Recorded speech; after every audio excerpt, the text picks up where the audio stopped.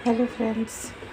तो देखिए आज मैं सत्तू की कचौड़ियाँ बनाने वाली हूँ। मैंने इसमें सत्तू मिक्स करके रख दिया है और इधर आटा गूंद कर रख दिया है। और इधर कढ़ाई में मैंने ऑयल को अभी हल्का सा अभी गर्म नहीं किया। बच्चे आने गए हैं स्कूल, बच्चे आएंगे फिर मैं ऑयल को गर्म करके फटाफट इसकी लोइयाँ बनाकर फिर इसे तल दूँगी। ठीक है, तो ऑलमोस्ट मेरा सारा काम हो गया है। आज बच्चों के पापा गए हुए हैं बच्चों को स्कूल लाने के लिए।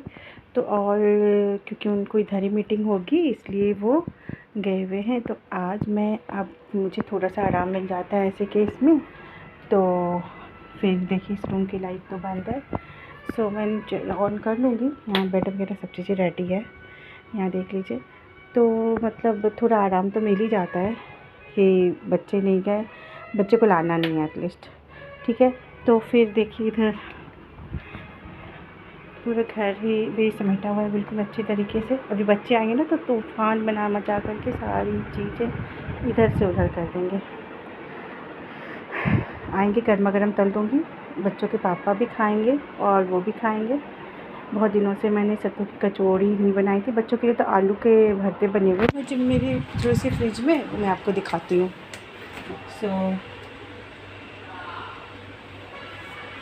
ये देखिए आलू के भरते बने हुए। मैं इसकी स्टफिंग बच्चों के लिए कर दूँगी, कम से कम 5-6 में तो हो ही जाएगी ये स्टफिंग ये। और फिर उसके बाकी सत्तू की पूड़ी बना दूँगी और बड़े अच्छे से बच्चे चाव से इन चीज़ों को खाएँगे।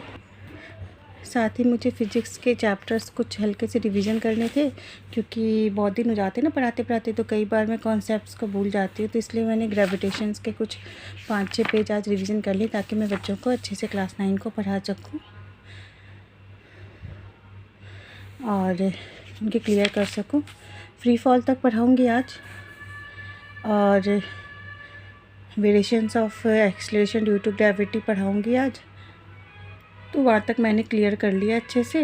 और मून पे ग्रेविटी कैसे होती है कम, वो सारी चीज़ें मैंने क्लियर कर दी है। अब मैं बच्चों को आराम से पढ़ा लूँगी। एक्चुअली होता क्या है ना कि पढ़ाते पढ़ाते बहुत दिन हो जाते हैं जब, तो आप भूल जाते हो बहुत सारी चीज़ों को। तो इस चीज़ों को कंटिन्यू बनाने के लिए आपको थोड़ी सी रिवीजन की ज़रूरत तो पड़ती है। बाकी छोटे बच्चों में तो कोई प्रॉब्लम ही नहीं है, उनको तो बस आराम से ही पढ़ाना हो जाता है।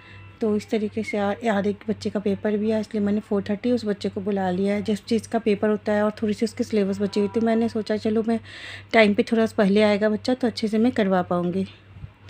तो करना ही पड़ता है, अगर आपको अपने प्रोफेशन को रेगुलर रखना है, कंटिन्यू रखना है, तो आपको इन चीज़ों का ध्यान देना ही पड़ेगा कि पेपर के वक्त में ज़्यादा ध्यान। खुद इवन मेरे भी बच्चों का पेपर है, तो कोई बात नहीं, मैं खाना पीना इधर अरेंज करके रखूँगी और रात में दोनों बच्चों को फिर जैसे ट्यूशन ख़त्म होगा वैसे ही पढ़ाने बिठा दूँगी। और देखिए ये टेबल वगैरह भी बच्चों ने अरेंज कर, बस ये एक प्रेस एक्स्ट्रा रखा हुआ है यहाँ पर। बाकी देखिए श्रेष्ठ ने पूरी कॉपी बुक्स वगैरह अरेंज करके ही गया हुआ है, वो काफ़ी अच्छा बच्चा है। बाकी आप सानिया को तो जानते ही हैं, वो तो आएगी बस तोड़ तूफान मचाएगी, मुझे ये दो वो दो। तो ठीक है, एक बच्चा शांत और एक बच्चा थोड़ा शरारती हर घर में होता है। सही है बैलेंस बचाने के लिए, वरना पता ही कैसे चलेगा कि बच्चे भी घर में रहते हैं। लगभग 7-8 साल हो गए ट्यूशन को चलते हुए।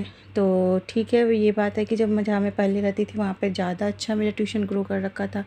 लेकिन यहाँ पे एक बंद गली और ऑलरेडी मेरे से फेमस ट्यूशन वाली बहुत पहले से यहाँ पे एक पढ़ाती है छोटे बच्चों को, तो इसलिए मतलब कि यहाँ पे बहुत ज़्यादा ग्रो नहीं कर सका। बस ठीक है, एज ए नॉर्मल यहाँ पे भी चल रहा है हर चीज़ें। बाकी कोई बात नहीं, मैंने यूट्यूब पे भी वीडियोस लोड करना नॉलेज बूस्टर चैनल पे स्टार्ट कर दिया है। अगर आप चाहो तो क्लास 4 क्लास 9 की वीडियोस वगैरह आप साइंस की स्पेशली आप वहाँ पर देख सकते हो। वही मैंने बच्चों को बहुत अच्छे से साइंस पढ़ा रखा है।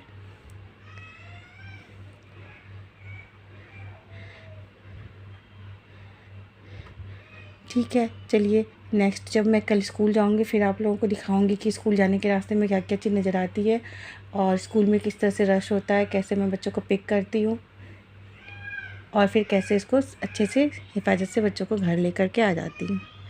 Okay, bye bye.